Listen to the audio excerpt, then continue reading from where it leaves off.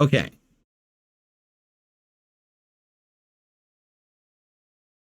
Now, Kermit Sith Lord did a super chat saying the Kino Casino guys are funny, so you hope that it works out. Again, me too. Quickly just want to pause to highlight that there. That's very not optimistic sounding. Me too. I hope so too. Yeah, we all hope so, buddy. Because I've said this many times over. There's two things I'd like to say. Number one, I would likely enjoy to do some variety of style of content, meaning rather than it just be me sitting here all day, every day talking or playing games, I would like to do other kinds of stuff for variety, right? The thing is, I've never been offered that opportunity. It seems like every time that there's been an opportunity, it's been very two-faced, very like kind of a bait and switch situation. I'm gonna need you to specify here, Chief.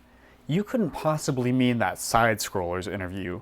The thing that you said was well done and it was fair, even though there was a lot of people who disagreed with you, and that you defended the side scrollers and that you think they did a really good job, and it was kind of what you were expecting.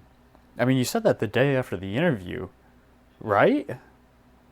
I had basically an experiment yesterday with an interview that I did on side scrollers, and I felt that the interview was done well and was fair, even though there was a lot of people who disagreed with me. I defended those guys, said I think they did a good job, and it was kind of what I was expecting. Bait and switch situation. No one actually just wants to hang out and have fun. What they want to do is try to find a way to benefit from it, like try to get me on their show so then they can immediately hammer me with a bunch of dumb subjects that's lolcow questions and dumb shit that I don't care about, right? How many times have I said over the years, if anyone actually wanted to offer me like, hey, we're doing a show that's going to be about the history of YouTube. You've been on YouTube for 16 years. We want you to be there to talk about the different changes YouTube has had and add your 2 cents. It would really be insightful, right? Excuse me. Or hell, what about the history of Street Fighter? Or what about, there's a million things that I can be insightful on because I've been around for a long time. But no one wants me for that. They just want to. Can we talk about personal drama? Can we talk about this stuff your detractors have said for 7 years and how it's all true? And can we deride you for it and get money from your detractors while we do it? But who was seeking an interview back then because they felt they'd gotten called out by Moist Critical? And honestly, who are we even kidding, and why are we playing his game? This guy has his own channels, his own streams, his own influence, and in his own words, he wants to stay in his own lane and avoid the drama content. He's got total control of his schedule, and if he doesn't want to do the same things every day, he can simply choose to change, right? This is really starting to turn into how the Side Scrollers interview actually felt. A couple of grown men having to talk to another grown man and tell him how to act like a grown man. And it's just like, I've had enough. I don't want to play that game. I don't. It's bullshit, right? And what's sad is all other content creators have opportunities to branch out and do stuff outside of what's just in their realm of their individual comfort zone.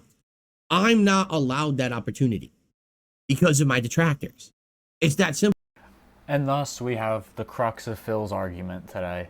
My detractors ruin all of my financial opportunities. Please do keep this in mind as he outlines his examples. It is not his fault. It is the strangers on the internet who are making it impossible for him to get a livable income any other way than if you directly donate it to him. Please and thank you in advance for your support. They ruin it. Oh, there's a sponsorship opportunity. They'll go to the website. They'll go to the Discord. They'll go to the X account and they'll harass the sponsor nonstop saying, oh, Darkseid feels a jerk. Darkseid feels a this and this and this and this. And it's not even the fact at all that those things are true.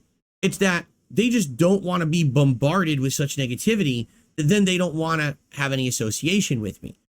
I really beg to differ that everything that they're saying is not true, and everything that's ever been said was not true, and all the allegations are not true. One of the big things he's argued in the past is he was thrown off of Twitch because of some hate dossier prepared against him. You can feel free to look up DSP's top 10 racist remarks of 2010. He talked about it at length on the Kino Casino. He did a countdown list, the editing himself, and posted it himself. So it doesn't really matter who sent those clips over to Twitch when he was the one that recorded them, uploaded them, compiled the countdown list, and all of the above. That's literally what happened with Curse, and I've explained this before. After my falling out with Machinima, my longtime partnership company, I teamed up with Curse for a year, and they were my partnership company on YouTube. They literally had to let me go because they said, we get so many complaints from your detractors every day, and literally they're all fake. They're all false flagging your videos saying you're doing awful things. But because of the rules on YouTube, when we get a complaint, we're supposed to investigate it because we're your partnership company. We receive so many false complaints about you, we can't continue to have you as a partner because we can't spend time investigating and disproving every false claim about you. Economically, it's just not worth it. So we have to let you go.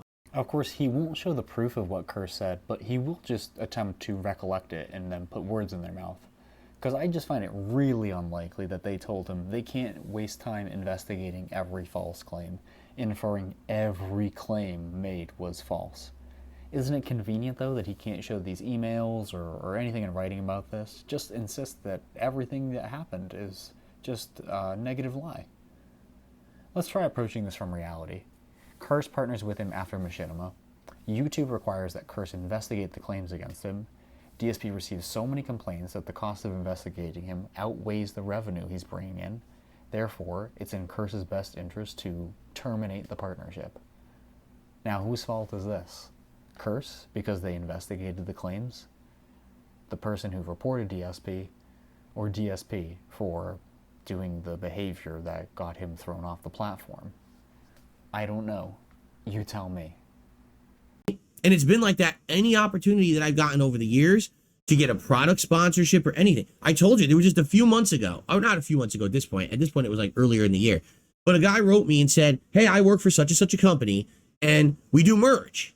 And we'd like to do merch for you and your community. It looks like you have a sizable community. Maybe they would buy some merch. And I said, listen, I would like to do that. In fact, I've been looking for a merch company. However, you have to understand I'm one of the most harassed people on the internet.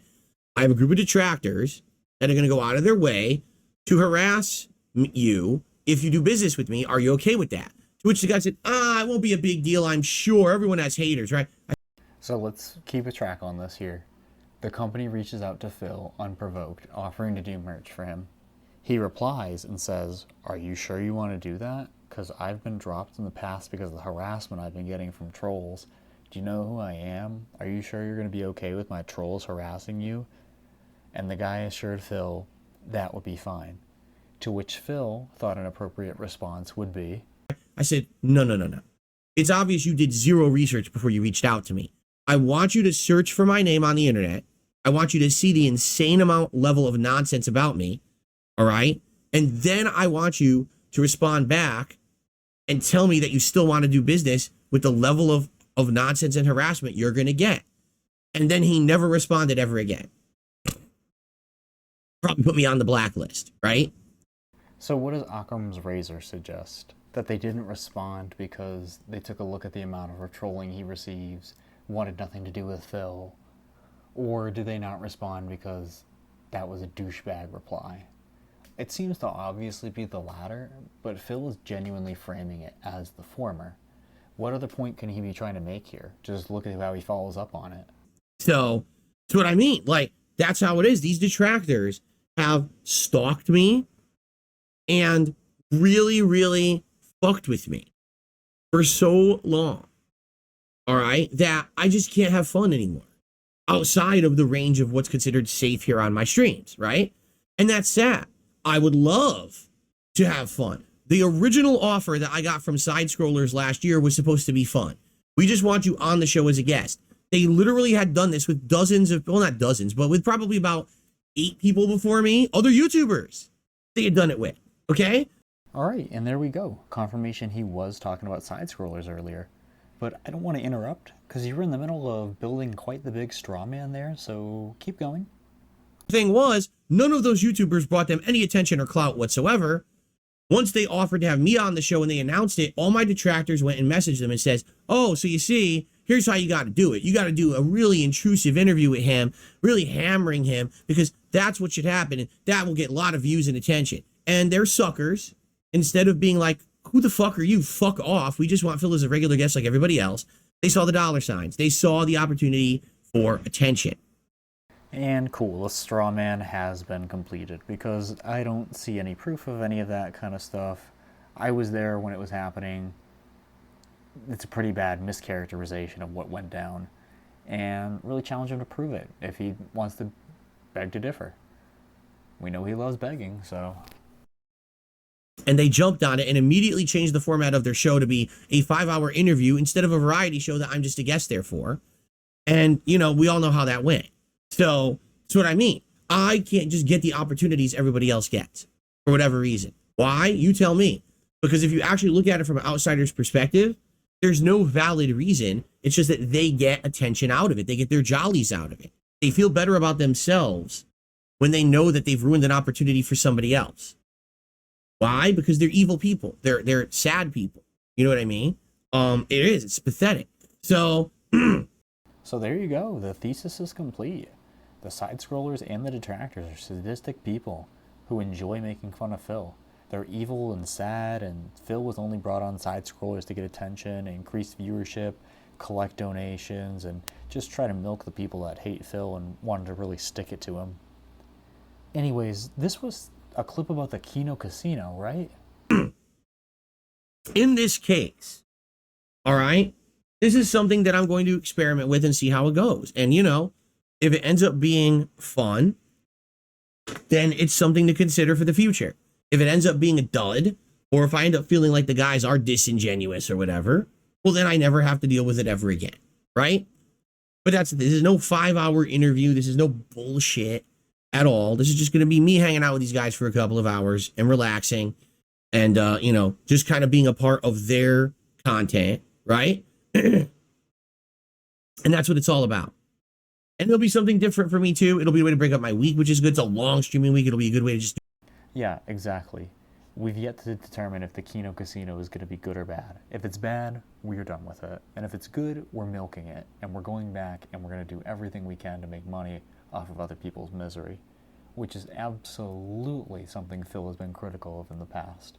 I don't have to pull up clips. You can go back in this video to when he was talking about how the side-scrollers saw the dollar signs and how critical he just was of that. So hopefully it goes well. We'll find out, right? And then if it goes well, then it might lead to more. Like I said, I'm interested in maybe doing a co-op react to the Review Tech documentary and stuff. You know, we'll see. But let's see how this goes this first time, all right? And it's funny because a lot of people are like, well, you know, do you trust them or not? Here's the thing. I don't think they like me. I don't believe that at all. At least they don't like me because they don't know me, right? Until we have a chance to maybe hang out and have a good time. How would they know if they like me or not, right?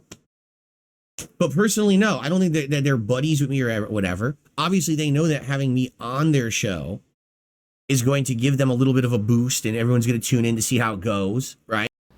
They've explicitly said things like, Phil, we like you. Phil, we don't hate you. Phil, you're king. And they also said some pretty nasty stuff. But Phil's too socially isolated to determine the differences between a sarcastic comment, a facetious one, a genuine one, and an ironic comment. He just lacks the social skills. So he's going to have to try to figure this out on his own. There's definitely that. And I'm sure that in that case, they're probably going to want to have it go well. You know, I don't know. We'll see. But I'm just as apprehensive as all of you because there's a lot of people who are like, well, you've been burned before, right? Again and again and again and again and again. So what makes this any different? You know, I don't know. At the same time, though, there's no risk here. The difference is this is not me doing a 5-hour interview where there's tons of risk and bullshit. This is just us hanging out on their regular show, you know, having a good time. That's what it's supposed to be. So we'll see how it goes and go from there. Okay? And if it doesn't work, it doesn't work. If it does work, great. Well, let's judge together how it went. Shall we?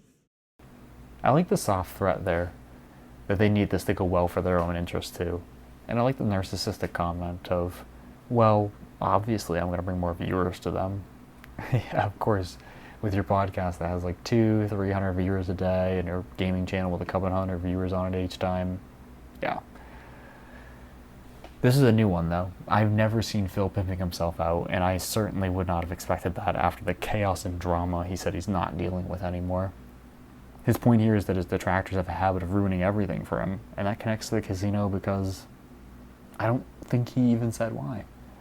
You'll have to tell me. He did say the detractors cost him his curse membership and explained about how it was a consequence of his own compilations he put together, gross, offensive, racist content, and how he posted it on his own channels. His detractors tainted his opportunity with side-scrollers by showing clips of it being racist, threatening to dox viewers, discussing evidence of his scandals, and the side-scrollers then offered him an opportunity to refute all the allegations, to which he didn't have anything to refute, so that's the side-scrollers' fault, really. And then he said his detractors cost him an opportunity with some unnamed merch company because Phil insisted they hadn't done enough research on him and they were not aware of how hard he was getting trolled. And clearly they didn't reply once they realized. So we'll keep an eye on this opportunity and see if the detractors cost him his opportunities in the casino. I appreciate you watching, though. Thank you for tuning in. This is the next episode, and it's always raining in Renton. Please tune in next time, and I appreciate anyone who's got this far. See you all in the next one.